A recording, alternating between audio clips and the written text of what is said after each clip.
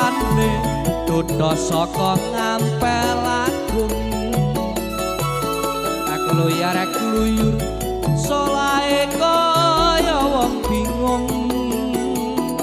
dina-dina sambate mung aduh biyo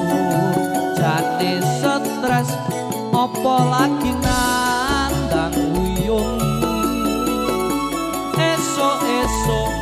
wis dolan neng omahku terus crita mutarasa karo aku yen dheweke saiki lagi bimbang sirah mumet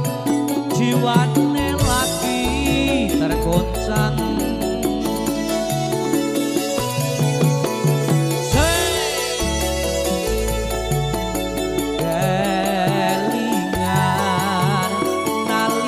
bebrayan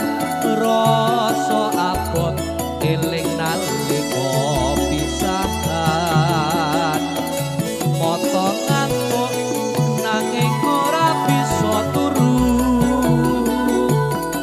eling anak bojo entuk suami baru nanging ora dipikir nganti donya saiki gak peteng dedet aduh Gusti muga paringa ngono slamet seger waras narik travel ora seret sakno sep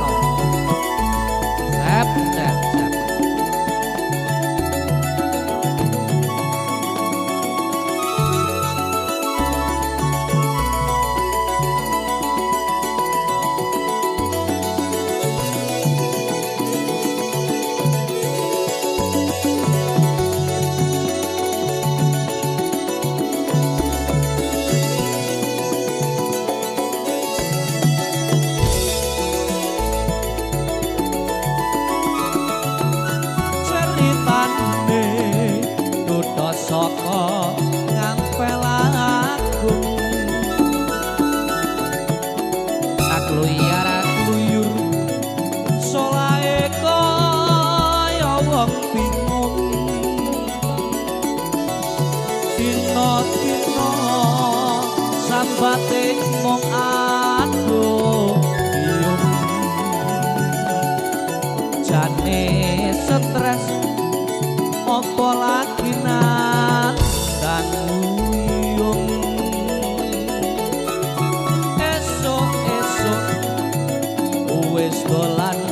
neng omahku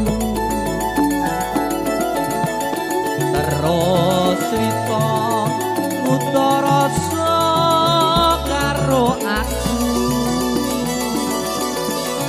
yen dheweke saiki lagi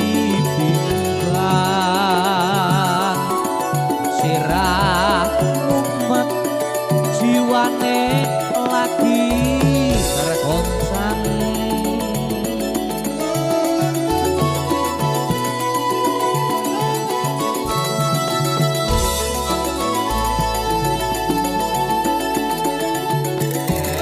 elingan